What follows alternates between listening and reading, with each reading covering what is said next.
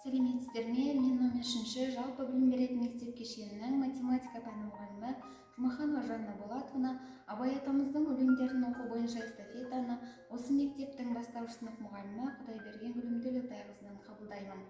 Әуелде бір суық мұз ақыл зерек. Әуелде бір суық мұз ақыл зерек, жылытқан тұла бойды ыстық жүрек.